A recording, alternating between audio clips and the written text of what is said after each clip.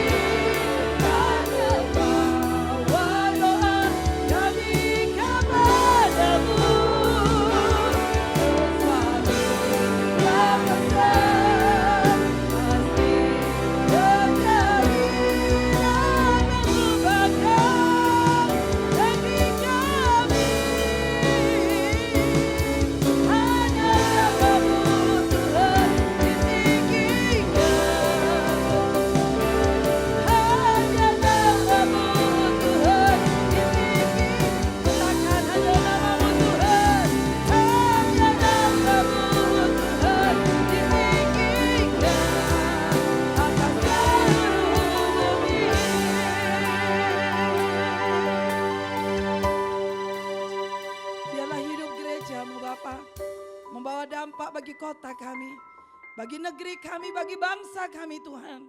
Kami rindu bangsa kami dipulihkan. Kami rindu bangsa kami diberkati Tuhan. Oleh karena kami orang percaya, berdoa bagi bangsa kami. Kami bersahati Tuhan di dalam Engkau. Nyatakan kemuliaan-Mu bagi bangsa kami. Kami mengucap syukur kebaikan yang Kau limpahkan bagi bangsa kami. Kinara ramana syiana ralamanatakan. Koramana syikiana ralamanatakan. Terima kasih Bapak. Kinara ramana syikiana ralamanatakan. Koramana ralamanatakan Jesus. Koramana syikiana ralamanatakan. Saat ini kami berdiri dan membawa doa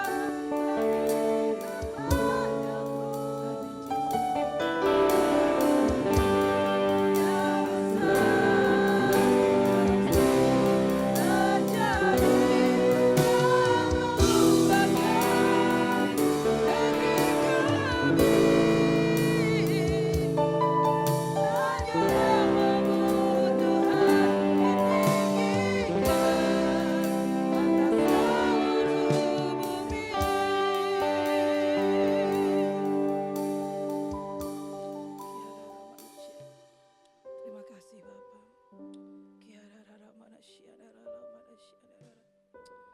Kau baik bagi kami Tuhan. Bangsa kami diberkati oleh karya-Mu yang ajaib. Nyatakan kemuliaan-Mu melalui hidup kami. Gereja-Mu akan menjadi dampak. Gereja-Mu akan membawa dampak Tuhan. Bahkan membawa berkat bagi bangsa kami. Negeri kami dipulihkan ya Tuhan. Kiarara manasya katakan. Kuramanasya naramanasya naramanatakan Jesus. Koralamanasyikiana naramanatakan Jesus Tuhan. Koralamanatakan Jesus Tuhan. Kuraman ar-al-aman Jesus. Kuraman ar-al-aman asyian ar-amanatakan Jesus. Kiara ar-amanatakan Jesus Tuhan. Kiara ar-aman ar-aman asyian. Jesus pulihkan Tuhan. Pulihkan Bapa. Pulihkan Jesus, nyatakan kuasa. Kuraman ar-aman asyian.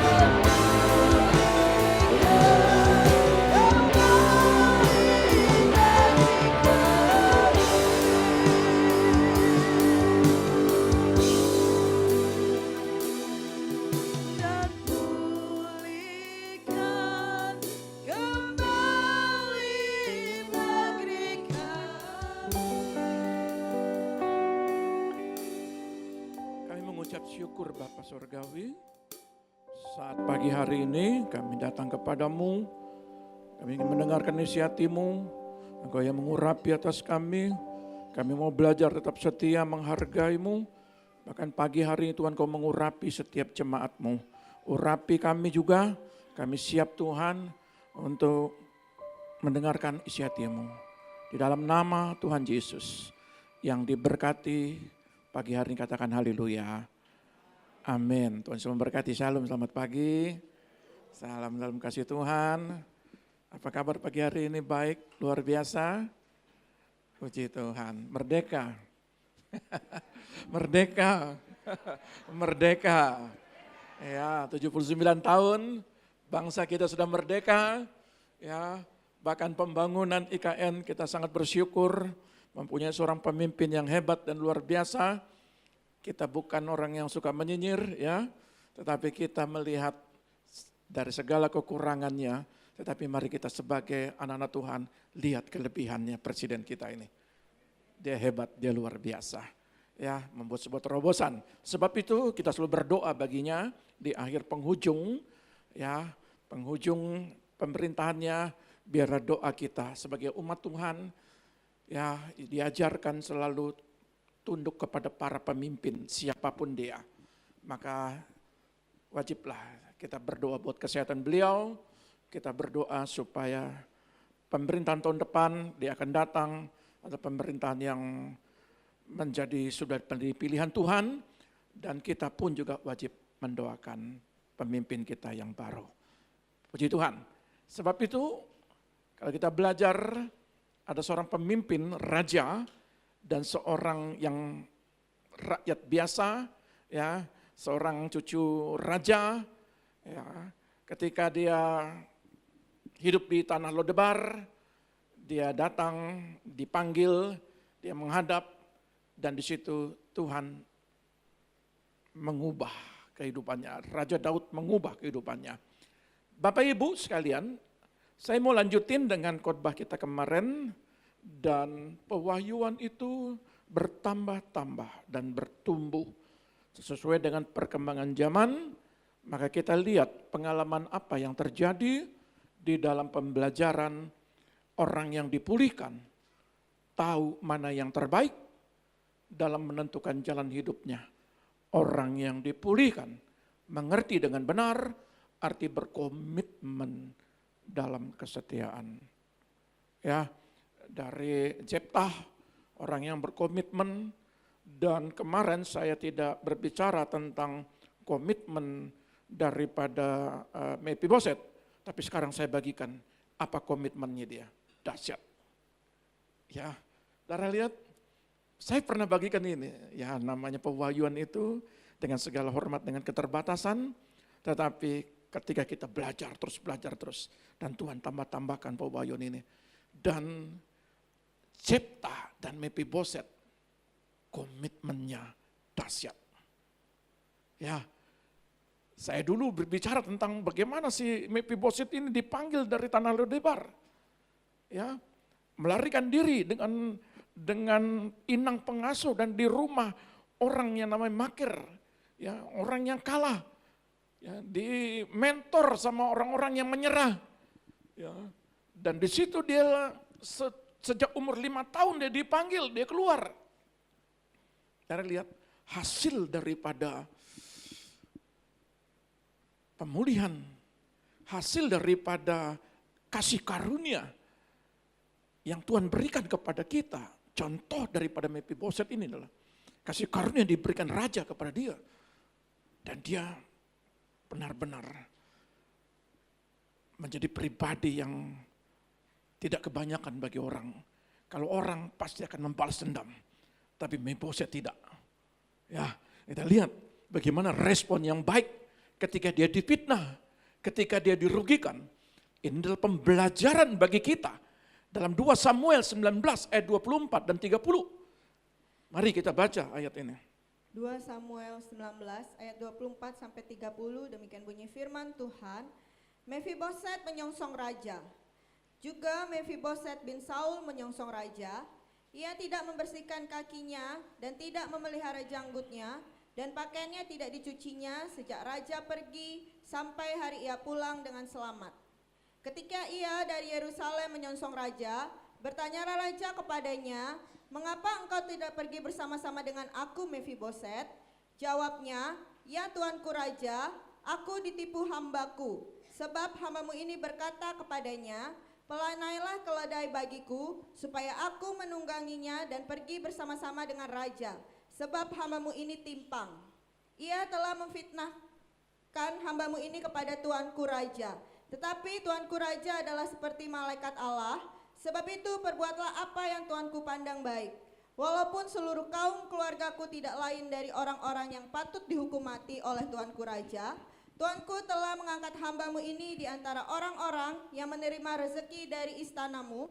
Apakah hakku lagi dan untuk apa aku mengadakan tuntutan lagi kepada raja?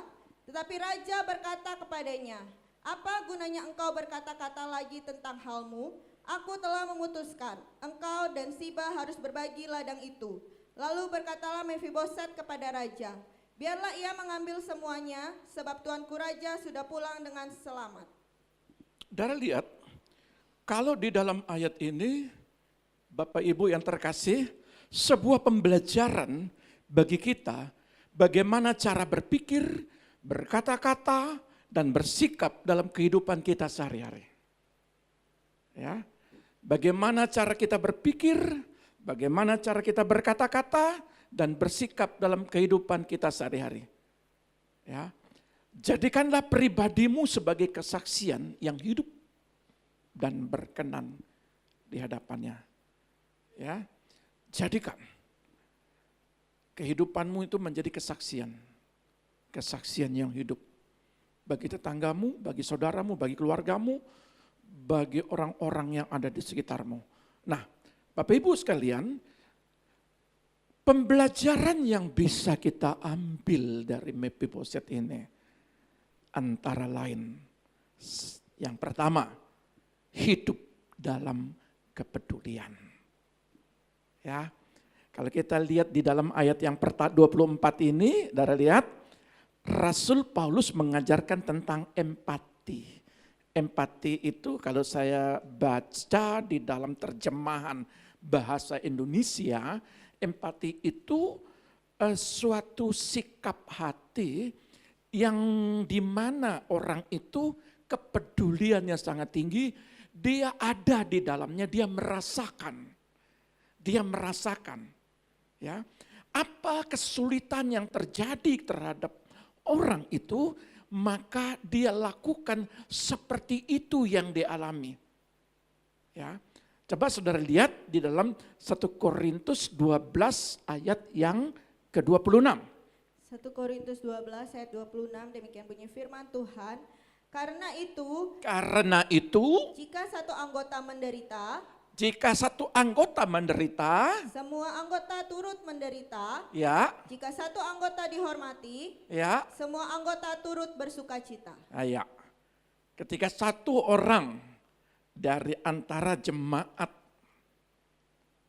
saudara ketika mengalami suatu penderitaan, maka dia merasakan empati itu ada di dalamnya. Ya, makanya kalau kita pelayanan itu kalau lihat orang sakit, ya saya selalu enggak bilang kata hari esok. Ya, tiap pagi kami berdoa, mohon belas kekuatan, Tuhan kekuatan. Saudara, seperti itu. Makanya Mefiboset ini, dia menjadi pribadi yang berkabung. Kalau cerita daripada ayat ini, ayat 19 ini, 16, 17, 18, 19. 16 ini cerita Mefiboset ini dan selanjutnya 17, 18. Daud ini dia lari dari anaknya Absalom. Dia dikejar-kejar. Ketika dia dikejar-kejar, ada di padang gurun, di dalam kesulitan, dia tidak mau berperang kepada anaknya. Lalu Mefiboset ini datang kepada dia. Mefiboset ini tidak cukur rambut jenggotnya, tidak pakai alas kaki, tidak cuci kaki, bahkan dia tidak mandi, tidak ganti pakaian. Tanda dia berkabung empati. Padahal dia timpang. Tapi kalau untuk menyambut raja, ketimpangannya itu dia tidak lihat. Saudara, kalau saudara ingin menyambut rajamu, yaitu Yesus, sama seperti ini. Padahal kalau lihat di bawah bagaimana, tapi kalau sudah memuji Tuhan, powerful. Keluarkan ekspresi untuk memuji Tuhan. Bagaimana keadaan saudara? Yang dalam sehat 100%. Bagaimana? Saudara belajar dengan Mephiboset ini. Ketika di ayat 24 pun dikatakan, Mephiboset menyongsong raja. Saudara lihat, ia tidak membersihkan kakinya dan tidak memelihara janggutnya dan pakaiannya tidak dicucinya. Sejak raja pergi sampai hari pulang dengan selamat. Ini hati orang yang sudah dipulihkan. Saudara, sejak Daud diasingkan, Mephiboset terus berduka. Tidak bisa makan atau melakukan rutinitas perawatan diri. Kesedihan Mephiboset atas kesulitan yang dialami Daud diungkapkan melalui duka citanya yang merupakan bukti kasih dan kesetiaan dia. Saudara, bagaimana kita bisa membuktikan diri kita mengasihi dia? Adakah kita mementingkan diri kita lebih daripada segala-galanya? Suatu kelak nanti, ketika saudara menyambut sang raja ini datang, saudara, itu egois. Apa egonya? Apa egoisnya? Masing-masing pribadi kita bertanggung jawab. Masing-masing pribadi kita tidak akan melihat lagi mana orang tua, mana anak, mana adik, mana saudara tua. Karena semua masing-masing tertuju kepada dia. Persiapkan diri kita.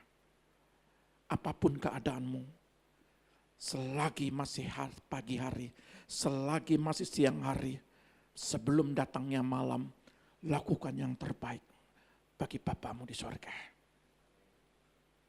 Saudara, di dalam ayat ini, bagaimana Paulus mengajarkan, dan yang di poin kedua adalah tetap berpikiran positif ketika persoalan diluaskan terjadi. Saudara lihat. Coba kita baca dulu, diulang. Ya, ayat 25 dan 27a-nya. Coba lihat ya. Ayat 25, ketika ia dari Yerusalem menyongsong raja, bertanyalah raja kepadanya, mengapa engkau tidak pergi bersama-sama dengan aku, Mephiboset? Ketika raja melihat Mephiboset, kenapa? Kenapa pada waktu aku lari, mengasingkan diri, dikejar oleh anakku, kenapa kamu gak ikut aku?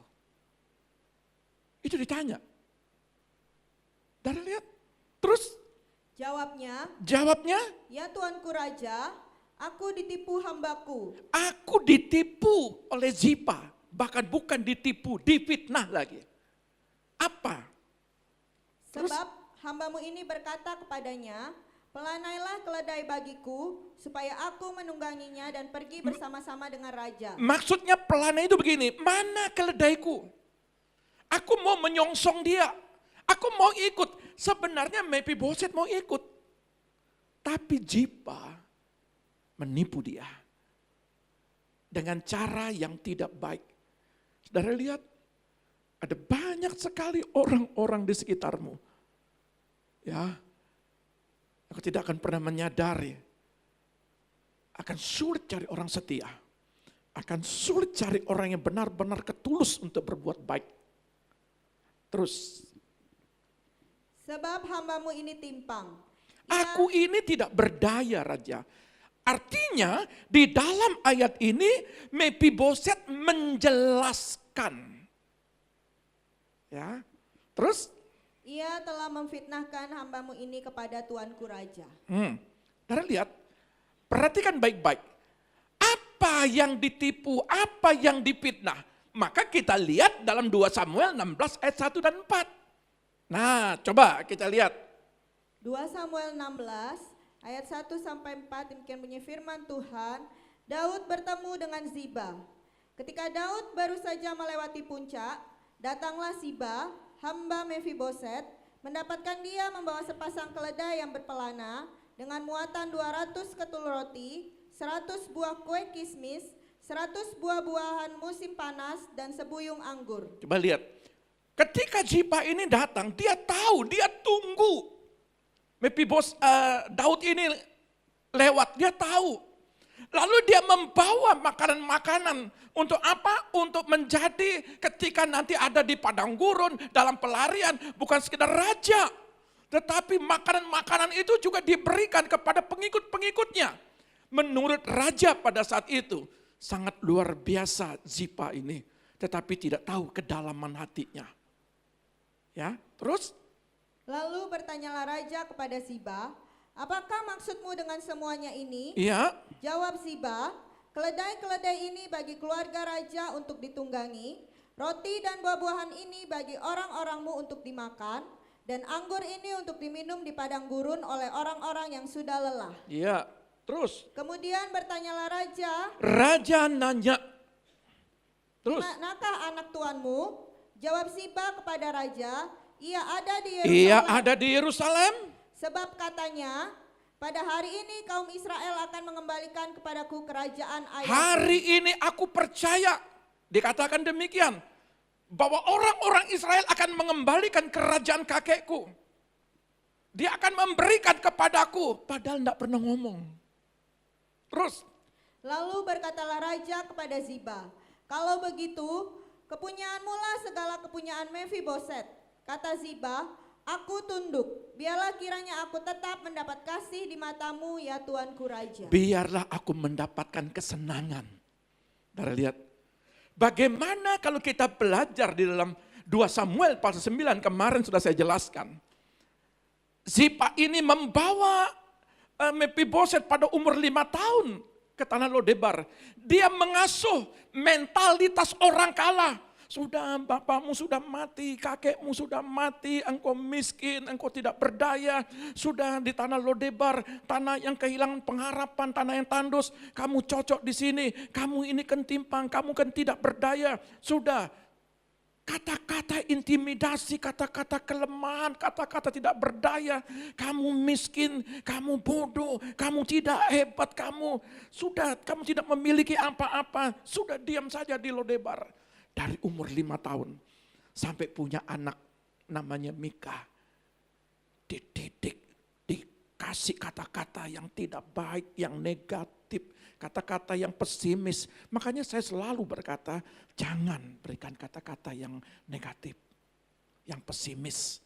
Berikan motivasi yang benar.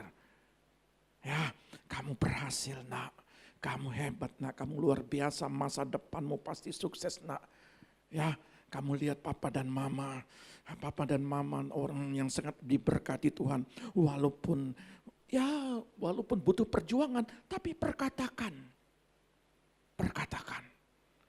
Nah, dari lihat, ketika mentalitas seorang mentor dalam hidupnya, orang yang kalah, maka saudara lihat, ketika kita ada dalam lingkungan orang-orang yang selalu berkata negatif, suatu kelak dia akan merugikanmu. Sama seperti Ziba ini. Pada waktu dia dipercaya sebagai inang pengasuh, bahkan harta benda dikasih ke dia, kamu nanti akan kelola. Segala tanah-tanah miliknya Mefiboset, kamu yang kelola keuanganmu, kamu buat pembukuannya, kamu hitung masuknya, saldonya, terus pengeluarannya kamu hitung ya. Terserah kamu buat, aku percaya kepadamu. Ya. Wah, perhatikan. Tetapi kepercayaan itu bagi orang dunia tidak sama dengan kepercayaan bagi orang-orang yang dipulihkan. Makanya, ya, yang paling hebat itu adalah percayakan orang yang terdekatmu, yang sudah dipulihkan, istrimu, suamimu, anakmu, orang tuamu. Ngomong apa adanya. Saudara lihat, Oleh sebab itu Zipa ini adalah seorang pendidik yang kurang bijaksana. Nah, oleh sebab itu saya mau katakan begini, terkadang hal tersulit diizinkan terjadi. Situasi keadaan tidak mengenakan. Oh kalau begitu, apa yang menjadi milik Mephiboset, udah kamu ambil itu semua. Walaupun itu keputusan yang tidak bijaksana. Seharusnya dia mengkelirkan dulu. Nah ini dia. Saudara, maka itu saya sebagai orang tua dan sebagai orang tua rohani, saran saya, setiap ada persoalan, tanya dulu. Jangan ambil keputusan. Jangan kita menjustis. Jangan kita mengatakan A, B, C, kamu salah, kamu begini. Jangan. Ini contohnya. Sekalipun Daud ini seorang pemuji dan penyembah. Ketika dia dikasih keledai, ketika dia dikasih anggur, makanan, minuman, kismis, dan roti dan sebagainya. Dan lihat, lalu hanya nanya begitu saja. Karena dia lagi pusing, dikejar oleh anaknya. Mau dibunuh sama anaknya. Kenapa anakku ini ingin mengambil kerajaanku, bahkan ingin membunuhku. Saking ruwetnya pikirnya Daud, ambil keputusan salah. Ini pelajarannya. Ketika Daud ini pemuji loh, penyembah loh. Maka paling begitu, coba panggil Mephiboset. Bayangkan dari pasal 16, pasal 19 baru dikelirkan. Baru dijelaskan di situ. 3 pasal hilang. Sudah sakit hati, kecewa, marah. Tapi kita kan butuh penjelasan. Ternyata apa yang dijelaskan kepada Daud, aku ini ditipu. Aku sudah pernah ngomong sama Zipa, mana keledaiku, pelanaiku, aku mau naik. Dia orang tidak berdaya, dia orang lumpuh. Seharusnya raja itu memahami, tapi karena dia ruwet pikirannya, lagi terdesak, akhirnya apa? Dia hanya melihat, ya makanya sama seperti ya kalau si Ishak kan buta ya, enggak bisa meraba. Hanya semangkok sup kacang merah berenebun. Hanya karena berenebun, hak sulung daripada Esau hilang.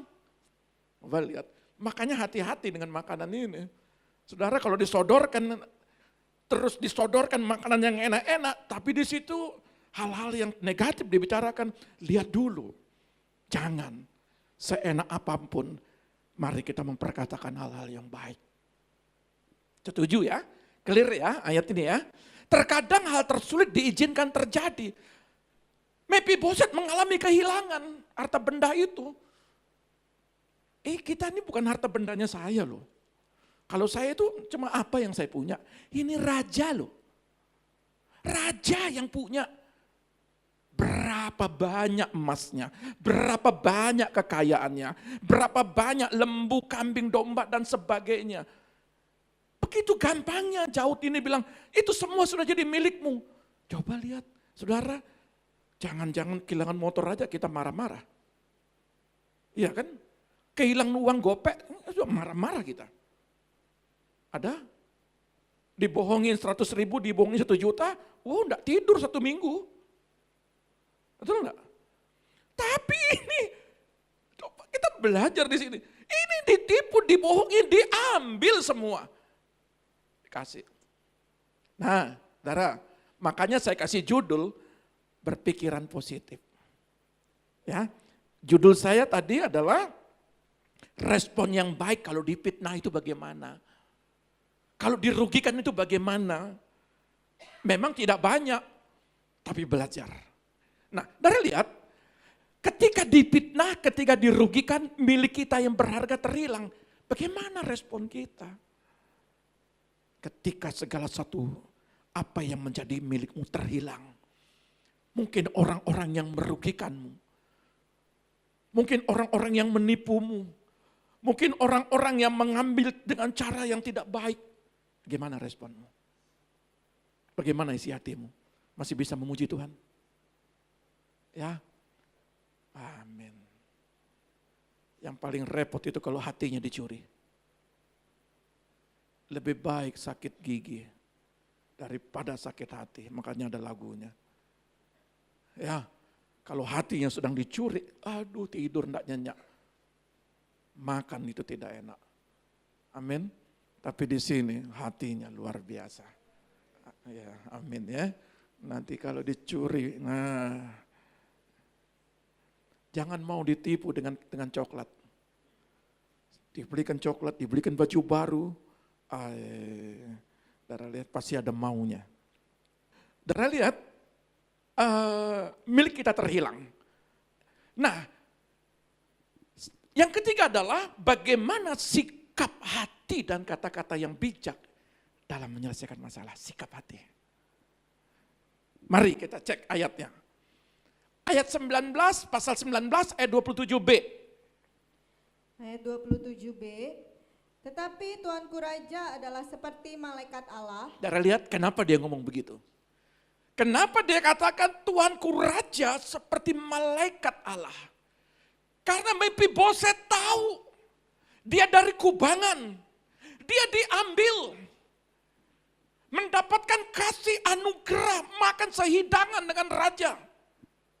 Dara lihat, orang yang dipulihkan, makanya saya kasih tema tadi itu, orang yang dipulihkan, dia tahu mana yang terbaik dalam menentukan jalan hidupnya. Kata-katanya bagaimana, perkataannya bagaimana. Raja. Ya. Terus, Sebab itu perbuatlah apa yang Tuanku pandang baik. Walaupun seluruh kaum keluargaku tidak lain dari orang-orang yang patut dihukum mati oleh Tuanku Raja, Tuanku telah mengangkat hambamu ini di antara orang-orang yang menerima rezeki dari istanamu. Apakah aku lagi dan untuk apa aku mengadakan tuntutan lagi kepada Raja? Dari lihat, Engkau sudah memberikan aku hal-hal yang luar biasa. Seharusnya aku mati.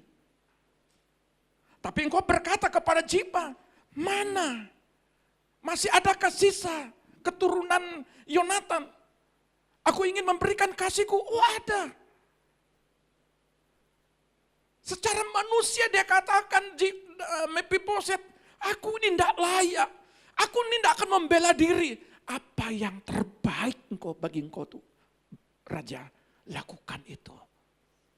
Saudara, ketika saudara mengalami kehilangan, ketika saudara mengalami sesuatu penyakit, ketika saudara mengalami sesuatu kerugian, atau damai sejahtera saudara diambil orang, difitnah, ditipu orang, bagaimana sikap hatimu? Apa yang kau pandang baik, lakukan itu Tuhan. Beranikah berkata begitu? Pernah enggak kita keluar kata begitu? Saudara, kalau saudara mengalami, berbeda dengan orang yang tidak mengalami. Saya percaya Tuhan, apa yang terlalu sulit bagimu untuk memulihkan? Apa yang tidak mungkin bagimu itu untuk menyembuhkan? Apa yang tidak mungkin bagimu untuk memulihkan suamiku, istriku, anak-anakku? Apa yang tidak mungkin engkau untuk memulihkan pekerjaanku, usahaku? Apa yang tidak mungkin? Kalau hari ini terjadi, mari kita berpikiran positif. Mephiboset ini bukan sekedar dia berkata-kata positif, tapi dia buat sikap hati. Dia tidak mandi, dia tidak, bukan saudara harus tidak mandi, bukan begitu maksudnya. Tetapi orang-orang zaman dulu, kalau kepeduliannya itu dia menyiksa dirinya, dia berkabung. Bahkan berkabung dengan debu, sama seperti Ayub berkabung dengan debu, di debu. Karena apa? Begitu kotornya, dia merasakan penderitaan Daud. Saudara, kalau saudara mengalami sebuah penderitaan, mungkin bagi orang terdekatmu sendiri, ini rasanya Tuhan. Nggak amin-amin berdoa Tuhan. Berikan kasih kemurahan-Mu. Mari tolong Tuhan, jangan Engkau hakimi anak-anak-Mu. Kalau buat kesalahan, bawa dia dalam tangan Tuhan. Tuhan, pulihkan dia Tuhan. Pikirannya saat ini lagi tersesat. Pikirannya ini saat ini Tuhan ada mikir, kalau saya jawab kemarin. Mungkin dia lagi punya persoalan, perkataan negatif, pikiran negatif. Kalau saudara tidak bisa menasihati dengan kata-kata, bawa ke tangan Tuhan. Minta belas pengasihan Tuhan. Mohon belas pengasihan Tuhan untuk Tuhan pulihkan. Enggak zamannya pakai tangan lagi. Enggak zamannya kita pukul anak lagi. Enggak zamannya. Ya, kalau kita masih lakukan itu, bertobat ya. Tapi bawa kepada Tuhan. Biarlah Tuhan yang mengubah. Hanya Tuhan yang bisa mengubah. Sebab itu dikatakan di ayat ini, sikap hati kata-kata yang bijak dalam menyelesaikan masalah. Selama kita hidup, masalah tetap ada. Dimanapun, kapanpun, masalah tetap ada. Tapi saudara harus perhatikan, tetapi yang terpenting adalah bagaimana cara yang bijaksana dan berpikiran selalu positif dalam mengambil keputusan menyelesaikan masalah itu. Cukup dijelaskan. Makanya di dalam ayat ini dikatakan ya, Tuanku Raja adalah seperti malaikat Allah, sebab itu perbuatlah apa yang Tuanku pandang baik. Walaupun dikatakan semua hal-hal ya, hal-hal yang sudah aku mengalami patut dihukum, tetapi Tuanku Raja, Tuhan yang mengangkat hambamu ini. Saudara, ayat selanjutnya dikatakan 4. Orang yang dipulihkan selalu mengalami kepuasan dalam hidupnya. Ayat 29. Ayat 29. Tetapi raja berkata kepadanya, apa gunanya engkau berkata-kata lagi tentang Sudah aku? Daud, Mephiboset, aku sudah paham. Aku sudah mengerti duduk persoalannya. Terus? Aku telah memutuskan engkau dan Siba harus berbagi ladang itu. Rupa-rupanya ada konfirmasi ulang. Tapi konfirmasinya bagi dua ya, sama Ziba. Kita lihat. Keputusan Daud di tengah-tengah persoalannya. Dia ingin memperbaiki keputusannya itu. Udah bagi ya. Sampai di saat ini, Daud boleh salah. Tapi Bapamu di sorga tidak pernah salah. Bapamu di sorga tidak perlu kita ajarin.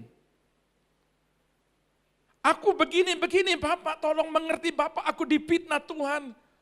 Lalu Tuhan bilang begini, oh begitu, aku kembalikan apa yang sudah terhilang. Enggak, Tuhan itu sempurna menilai. Kalau Tuhan mengizinkan itu terjadi, rupa-rupanya ada maksud. Kalau Tuhan mempunyai rencana, Tuhan meluaskan terjadi. Ketika mungkin keluargamu, anakmu mengalami sakit, atau mengalami yang namanya ketidakberdayaan, atau saudara mengalami pekerjaan yang mungkin terhilang, mungkin ditipu orang, mungkin kehilangan. Bukan Bapamu di sorga tidak tahu. Lalu saudara berkata butuh dijelaskan sama seperti Daud menjelaskan dalam doamu, Tuhan saya ini kan dibohongin Tuhan. Tuhan kan mengerti, gak perlu dijelaskan. Tuhan itu mengerti, engkau tidak berdoa pun Tuhan mengerti. Tetapi makna daripada ayat ini adalah ketika Daud punya kesalahan, namanya manusia, namanya orang tua, namanya anak, namanya suami, namanya istri, punya kesalahan. Tapi ingat baik-baik, kesalahan itu jangan kau klaim. Kesalahan itu kau bawa seumur hidup. Dulu dia begini, ngapain bicara dulu? Bicarakan hari ke depan. Kalau salah, apa sulitnya minta maaf? Daud punya kesalahan. Tetapi di balik kesalahan itu dia buat keputusan lagi apa? Seharusnya Daud bilang begini, kamu bohongin Mephiboset. Sudah, Mephiboset tenang, saya kembalikan itu semua. Tapi Daud, karena melihat pemberian terbaik daripada Ziba, ya sudahlah, bagi dua saja. Apa yang kau milikmu sudah kasih Ziba. Kepuasan adalah tanda hidup berkelimpahan. Mephiboset itu orang yang dipulihkan, orang yang mengalami kepuasan hidup. Ingat, orang yang dipulihkan ekspresinya, dia mengalami kepuasan hidup. Ada tidak ada atau hilang setengah. Kalau orang yang mengalami kepuasan, orang yang dipulihkan, seberapapun berkat yang dikasih Tuhan, dia tetap bersyukur. Itu orang yang mengalami kepuasan. Tetapi seharusnya aku ini anak raja, aku cucu raja. Tolong raja, bunuh Zipa itu. Mephiboset tidak lakukan itu. Coba, kalau saudara dirugikan, kalau saudara dihakimi, kalau saudara difitnah, kalau saudara diomongin, digosipin, bagaimana tanggapanmu? Saya kembalikan kepada Bapak Ibu sekalian. Ada yang gerundel. Gerundel itu seperti apa ya? Seperti tepung sama telur sama gula itu di blender itu. Mendidih. Makanya ada lagunya, mendidih di hati, mendidih di hati, mendidih di hatiku, haleluya. Mendidih di hati. Kalau saudara dirugikan, gimana mendidih ke hatimu? Ayo, mari kita belajar di sini. Makanya saya kasih tahu, Mephiboset ini menjadi pembelajaran bagi kita. Apa pembelajaran yang terbaik? Mari kita ambil. Dari satu poin kah? Poin kedua kah? Poin ketiga kah? Mungkin saudara kalah di poin keempat ini. Mungkin. Lalu apa yang dikatakan? Menghargai orang yang puas adalah orang yang menghargai hubungan di atas harta benda. Dia percaya hubungan dengan orang-orang yang berpikiran sama menghasilkan kehidupan yang berkelimpahan. Nah, hal-hal materi selain memberi rezeki pada tubuh fisik, tidak mempunyai kontribusi terhadap jiwa manusia. Jadi saya mau katakan, berbeda dengan prinsip orang dunia. Kalau orang dunia mengalami kerugian, dibohongi. Ayo, kita teruskan. Bila perlu sampai titik darah penghabisan. Oh, itu orang dunia. Tetapi kalau anak-anak Tuhan, dia selalu memberikan maaf, pengampunan. Makanya dikatakan di sini, kalau saudara kehilangan rezeki, memang itu mempengaruhi fisik, tetapi tidak mempengaruhi rohanimu. Jangan gara-gara kehilangan berkatmu, hubunganmu sama Daud, Mephiboset itu terhilang. Hubunganmu sama Tuhan itu terhilang. Tuhan, aku marah Tuhan. Kenapa Tuhan tidak kirim malaikat menjagaku? Aku dibohongi 10 juta, bahkan 100 juta. Hilang percuma Tuhan. Sebenarnya Tuhan bisa kasih tahu, tunjukkan malaikat. Hambaku Yakub, ada orang yang mengambilmu. Kenapa enggak kayak begitu Tuhan? Loh kok bisa kita atur Tuhan?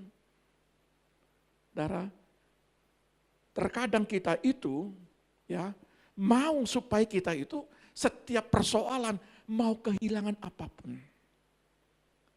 Tetap dia baik. Bapak Benda bisa ngomong, kan sudah. Berapa banyak kehilangan? Harta benda sudah banyak kehilangan saya. Tapi saya selalu berkata, engkau Bapa yang terbaik. Engkau tidak pernah mengambil apa yang menjadi milikku. Tetapi engkau akan memberi. Kalaupun itu terhilang, itu tidak mengganggu rohaniku. Tidak mengganggu jiwaku. Jiwaku tetap memuji Tuhan. Amin. Saudara, hubungan yang didasari oleh rasa saling menghormati dan kasih karunia mendatangkan kegembiraan dalam jiwa. Tidak peduli betapa sulitnya keadaan fisik. Tidak peduli. Sebab itu Mephiboset menemukan kegembiraan dan kepuasan melalui komunitas yang ramah di dalam keluarga Daud. Dia katakan begini, saya puas hanya dengan menerima Anda kembali dengan selamat Tuanku Raja. Saya terinspirasi dengan ayat ini. Saya keluar sedikit. Mephiboset berbeda dengan Yesus. Walaupun Yesus lahir dari keturunan Daud. Tapi saya mau sampaikan begini. Dari ayat 16. Ketika dia pergi, mengasingkan diri, dikejar oleh Absalom. Lalu di pasal 19, dia kembali menjumpai Mephiboset. Lalu Mephiboset bilang, di dalam ayat ini. Ya, terus coba lihat ayatnya. Ayat 29-30 itu. 30. Lalu berkatalah Mephiboset kepada raja, biarlah ia mengambil semuanya, sebab tuanku raja sudah pulang dengan selamat. Dari lihat, enggak usah raja. Jangan kasih setengah, kasih semuanya. Suatu kala, di pasal 16 ini ketika Daud pergi dan dia pulang, harta benda itu tidak menjadi prioritas daripada Mephiboset. Yang terpenting adalah saya dekat sama raja. Pada Yesus datang kedua kali nanti, apa yang menjadi milikmu tidak berharga. Engkau akan tinggalkan itu semua. Biarkan Jipa yang mengambil. Saudara mau saya kasih ahli waris, saya kasih. Apa yang menjadi milik saya akan kasih. Pada waktu sangkakala berbunyi, saya titip. Kalau saudara mau. Ketika Yesus datang kedua kali, semua tidak berharga. Sama seperti Mephiboset. Saya puas karena mendapatkan rajaku. Saya mendapatkan orang yang kudambakan. Aku bangga bisa mendekat dengan Engkau. Aku senang Tuhan akan menjadi orang-orang pilihan Tuhan. Aku senang Tuhan ketika sangkakala berbunyi. Harta benda tidak kita akan toleh ke belakang. Mana mobilku, mana rumahku, mana deposituku. Tidak berharga itu semua. Maka Mephiboset berkata, kasih semua kepada Jipa. Kasih semua. Bukan berarti saudara kasih semua hari ini. Gigit jari nanti saudara. Tetap saudara bekerja, tetap saudara menikmati. Pada waktu Yesus datang kedua kali. Itu semua. Tidak terlalu berarti. Sebab itu dikatakan begini. Di sisi lain, Jipa menjadikan dirinya orang yang bermentalitas buruk. Dengan menyalahgunakan kepercayaan Daud dan mengkhianati Mephiboset tuannya. Anak Tuhan semakin diberkati, hidupnya semakin kesaksian. Jangan mengambil yang bukan milikmu. Jangan. Saudara harus bersikap jujur. Kasih yang luntur oleh karena ketidakpuasan akan diri sendiri. Lukas 10 ayat 25-28. Lukas 10 ayat 25 sampai 28, demikian bunyi firman Tuhan.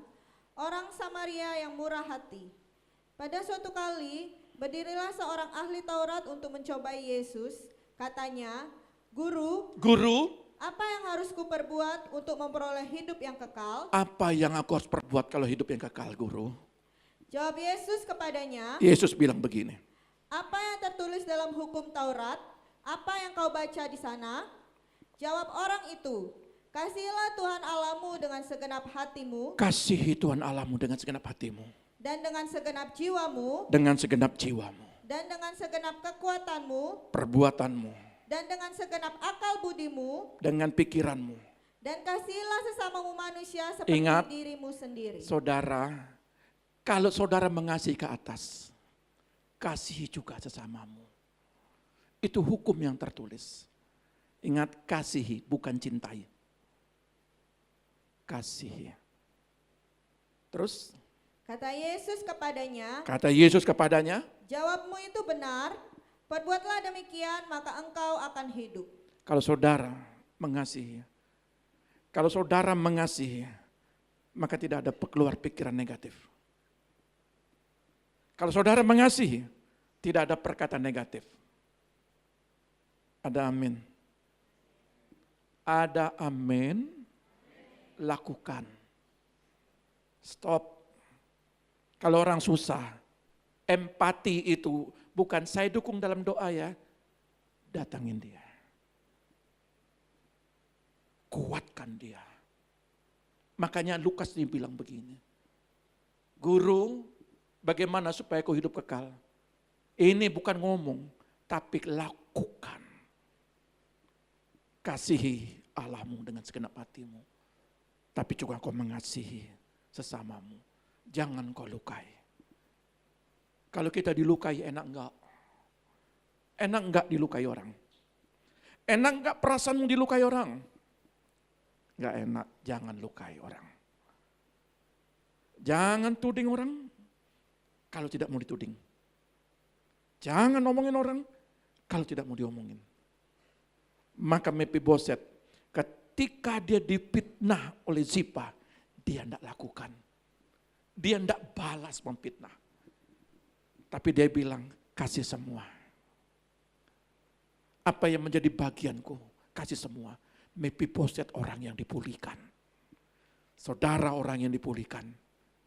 Berbuat baiklah kepada sesamamu. Yesus mengajarkan rahasia hidup berkelimpahan. Ditemukan dalam hubungan berbasis cinta dengan Tuhan dan manusia. Kita tidak boleh memanfaatkan orang lain untuk keuntungan pribadi. Dan menghargai orang di atas materi.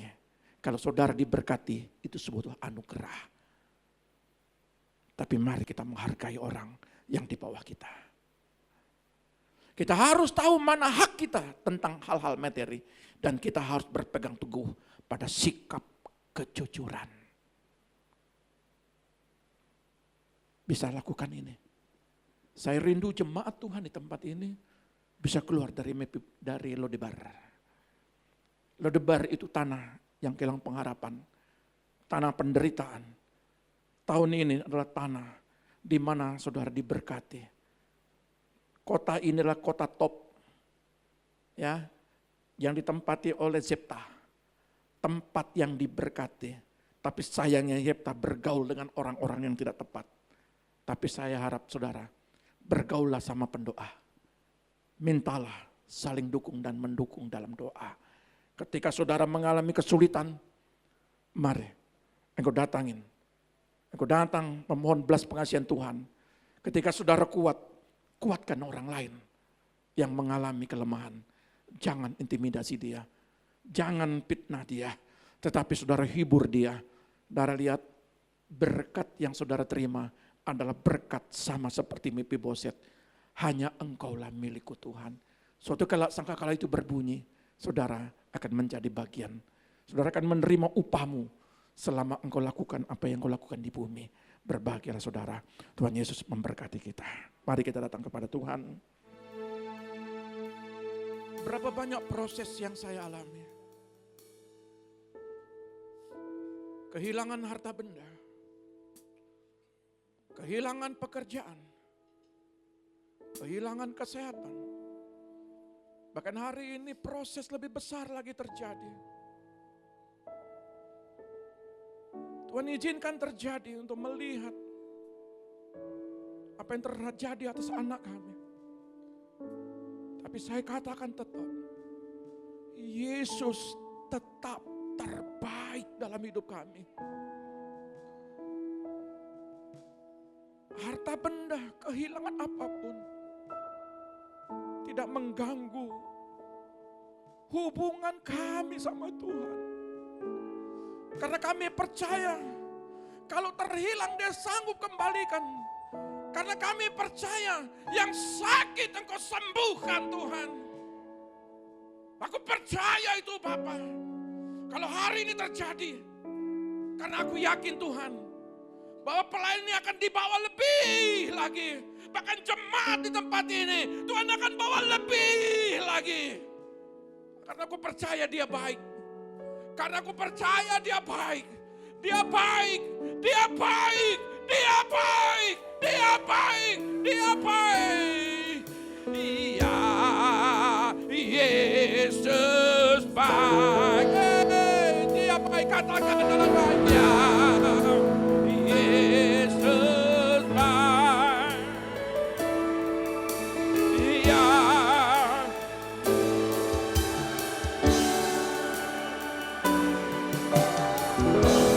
Oh, mari kita haleluya. Dia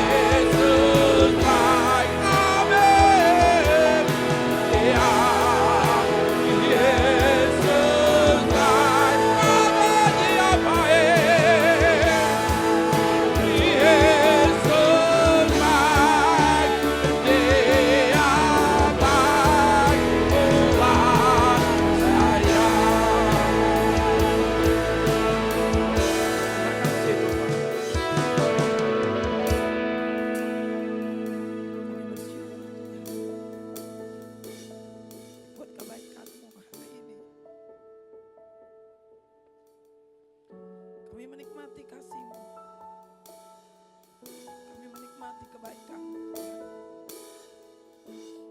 Mungkin keadaan kami tidak seperti yang kami inginkan dan pikirkan. Tetapi Engkau tetap baik Tuhan. Kasih-Mu selalu mengikat hidup kami. Kasih-Mu Tuhan melimpah atas kehidupan kami. Dan kami menikmatinya Tuhan di dalam pulihkan hidup kami Bapa. Pulihkan Tuhan. Kami percaya karya-Mu bekerja dengan dahsyat. Dan tidak akan berakhir dalam kehidupan kami.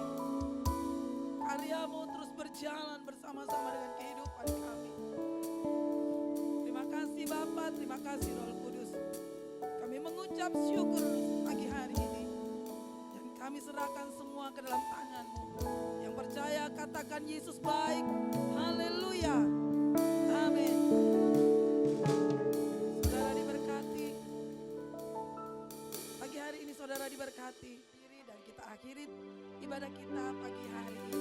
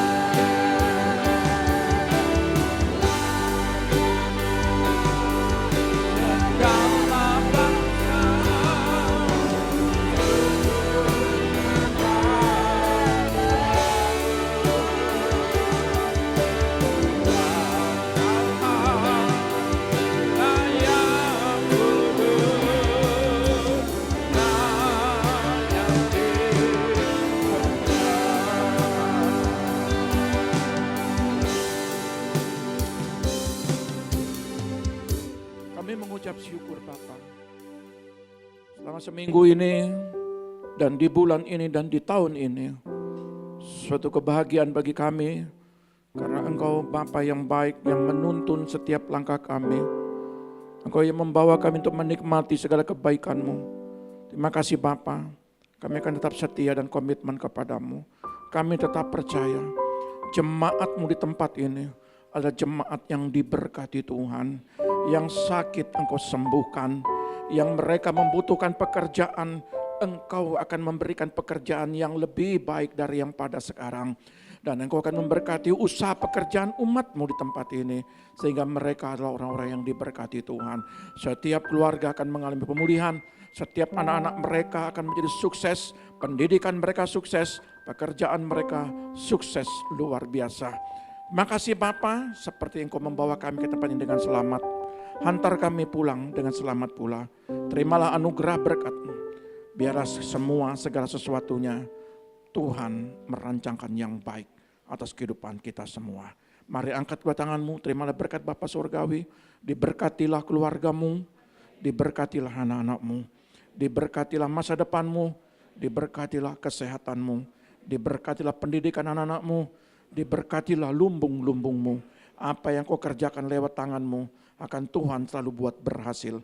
Setiap kaki-Mu melangkah kemanapun Engkau pergi, Tuhan akan menuntunnya sampai kesempurnaan Tuhan datang kedua kali. Dia akan menyongsong kita di awan-awan sana. Berbahagialah kita yang siap sedia. Di dalam nama Bapa, Putra dan Roh Kudus, di dalam nama Tuhan Yesus yang diberkati Tuhan, katakan haleluya. Amin. Tuhan Yesus memberkati kita.